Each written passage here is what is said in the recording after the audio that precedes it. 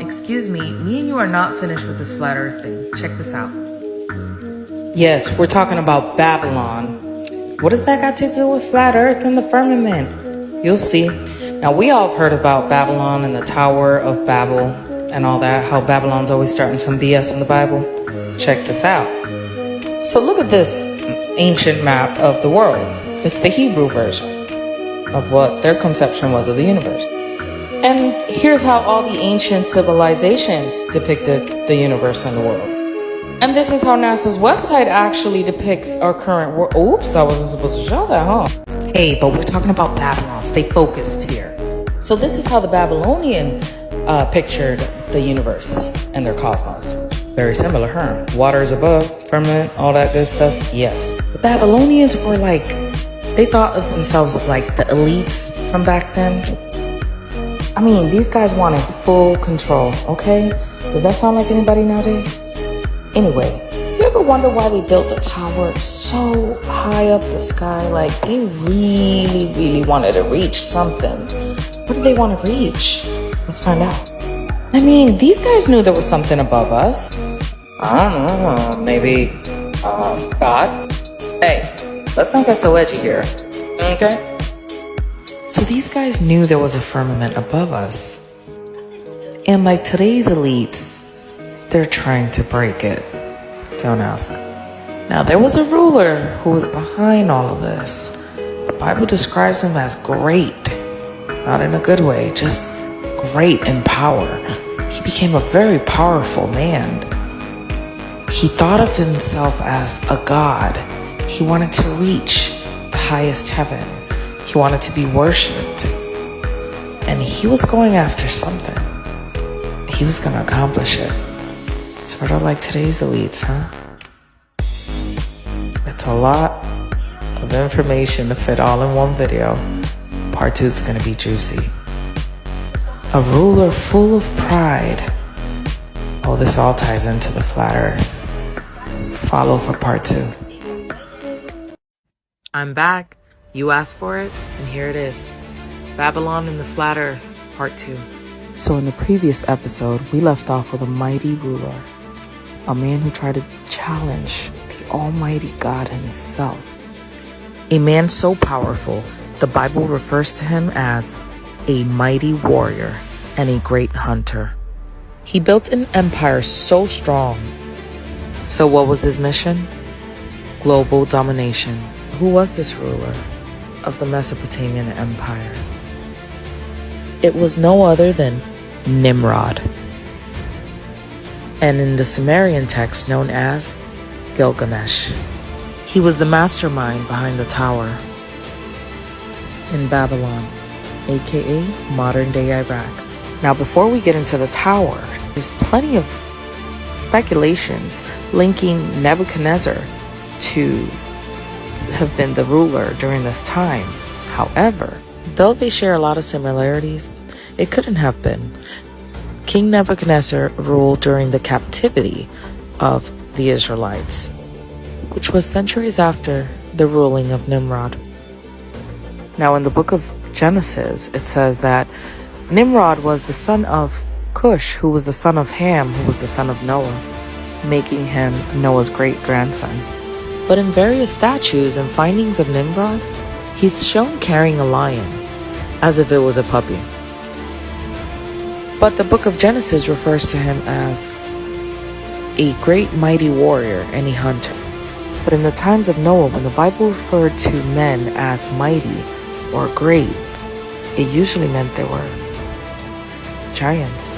And in most of his archaeological findings, he's found to be taller than the rest, an oppressor who wanted to gain glory off of the sweat of the backs of those under his domain. And in a lot of ancient findings, he's always appearing to be larger than the rest, like twice the size of a normal human. But he was an evil, prideful man. It's said that his forefathers were tall too. But how does this tie into the flat earth and a tower that reached the heavens? So welcome back to part 3 of the Babylon and the Flat Earth / Firmament series. So This one's gonna be short, but I need y'all to see this and then hop on over to part 4, which is already posted. I think you're gonna like that. These are emails, classified emails that were leaked from Miss Hillary Clinton requesting the sightings or the burial ground of Gilgamesh in an email. You can look this up yourself. Here's the reason why, apparently, allegedly, they wanted to find the body, which they allegedly have already found, of Gilgamesh / Nimrod. To extract the DNA and bring them back to life? Check these images, this video.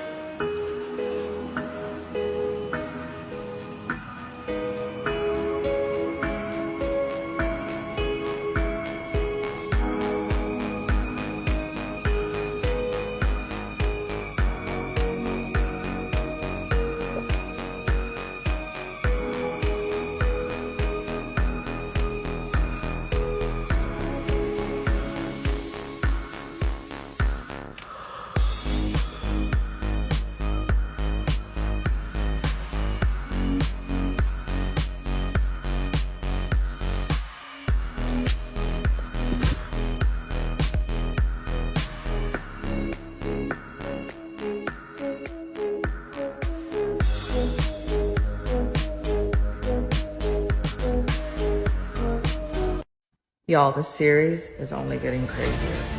Welcome back to part 4, Babylon and the Flat Earth / Firmament. Here we go. Previously, we spoke about a mighty warrior, a great hunter before the Lord, by the name of Nimrod.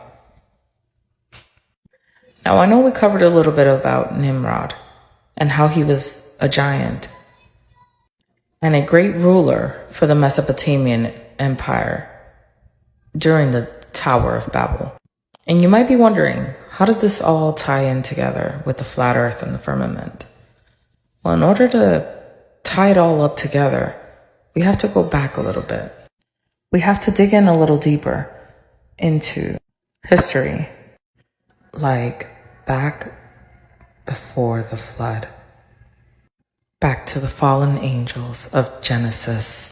Now, in the book of Genesis 6, when it says that the number of humans on earth began to increase and daughters were born to humans, the sons of God saw that the daughters of humans were beautiful.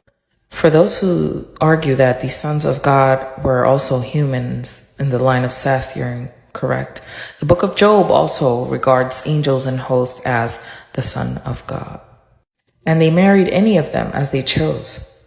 Now, these were the fallen angels who saw that the daughters of humans were attractive, and they left their first estate in the spiritual realm to become physical so that they can mate with the daughters of humans. And they bore them sons, and these sons were giants, aka Nephilims, because of the cross of DNAs of celestial beings and mortal beings. Human beings. You don't believe me? Check this out. Giants have been a part of us pretty much through all mankind history. Here are some of the forefathers of Nimrod. This was considered the regular height for men before the flood. Here are some mountains and rocks that are said to be petrified giants, still till this day. This is one that looks like a giant laying down. You can kind of see the face, the eyes. Not sure, but it does resemble one. Hey, don't scroll nowhere. Before we get into part 5 of this Babylon and the Flat Earth / Firmament, part 5, I want to clarify a few comments out there I'm getting. Not many. Most of y'all are enjoying this series and I'm loving it. One person asked me, and it's a good question, about the relevancy to this and salvation. Well, we all know salvation is through Christ, well, at least most of us. But if we study our origins and where we come from, that might lead someone to Christ by seeing the biblical facts and history combined with science. Another person tried to tell me that I'm dragging the series on and not getting to the point of how Babylon and flat earth tie in together. Well, in order to present a central idea, I have to present the semantics, and I believe I also have to lay the foundation. Otherwise, it won't make sense, and take it back into the context of biblical history. It's an in-depth Bible study.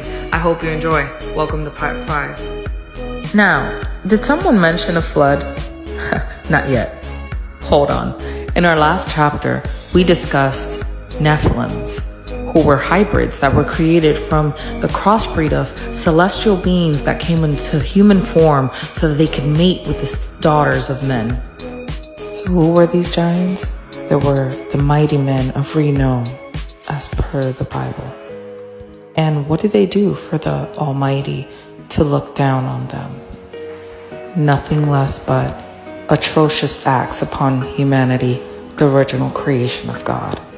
From the most horrific acts to cannibalism, destroying everything that came upon their sight, abusing the strength, height, and power they had over the human. And just like them and their fathers, believing of themselves as the owners, the lords, and the gods of this world, not giving God any of the glory for his own creation. Their fathers, or the fathers of the Nephilims, which were the fallen angels, taught humanity all about witchcraft and all kinds of secrets that humans weren't supposed to know, because here we are, and evil rituals, and how to create weapons of mass destruction. These guys went above and beyond to provoke the Most High into anger. So, what happened to the spirits of these beings, since they weren't originally created by God, but half-breed of man, half-breed celestial? When they died, their spirits became into what we now know as demons, roaming the earth, committing havoc. Wait, you've making it all the way to part 6 of Babylon and the Flat Earth is no coincidence. Welcome back. Enjoy. Previously, we spoke of the Nephilims and what happens to their spirits once they die.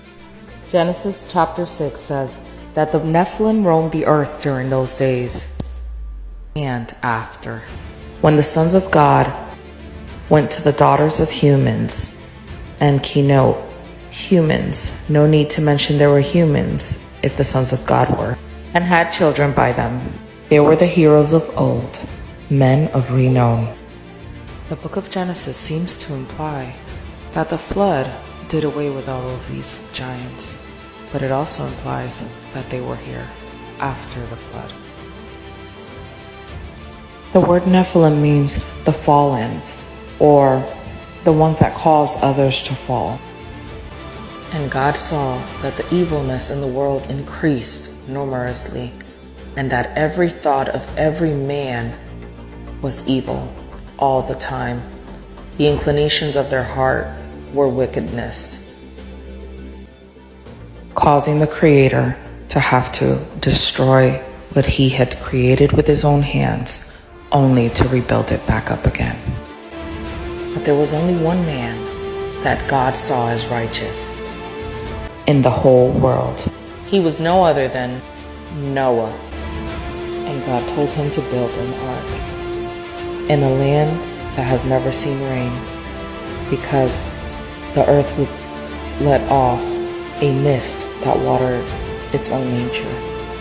An ark that would hold him, his wife, his 3 sons, and the wives of his 3 sons, and a pair of every living creature, female and male. Then this happened. And so it was, God unleashed a huge flood upon the earth. The fountains of the deep were open, every geyser, and the firmament opened its fountains and windows, water below as above, to drown every living creature and cleanse the earth once again, to give mankind another chance. Welcome to part 8, Babylon and Flat Earth / Firmament. Well, what do we hear? Oh, it's just Nimrod's giant behind, looking like a big old spear. I know, that was so corny. Where did we leave off? Oh yeah. So, once the floods came down and the water started seizing and drying up, it was literally almost after a year. Noah had to stay in the ark for a whole year till the waters came down. And once the land dried up, Noah parked that big old ship on Mount Ararat, as the Bible says. Oh yeah, did you know that if you Google Noah's Ark today, it's still in Mount Ararat and you can actually see? All right, fine, I'll do it for you. There it is, still till today. But let's get to the juicy stuff. So we all know that God made a sign in the heavens that depicts the firmament, like a dome, to show us that he'll never open those floodgates up there again to drown the whole earth. So once Noah and his family parked that ship and got out to land, well, some real interesting, disturbing things happened. Now, mind you, in Genesis, God said that Noah was pretty much the only righteous man. It never said his wife was, or his children, or the wife of his children. So they pretty much got lucky because they were with Noah. So Noah started planting a vine and it grew nice and thick and got drunk and passed out in his tent naked. Now, Noah had 3 sons, Shem, Ham, and Japheth. Genesis is not too specific, but it says that Ham, his youngest son, came into the tent and saw his father naked. Well, it says he saw his father's nakedness. Then he went to his other 2 brothers to brag about it. Then his other 2 brothers came walking backwards with some sheets and covered their father. So when Noah woke up from his drunkenness, he realized what his son had done to him, and he cursed him.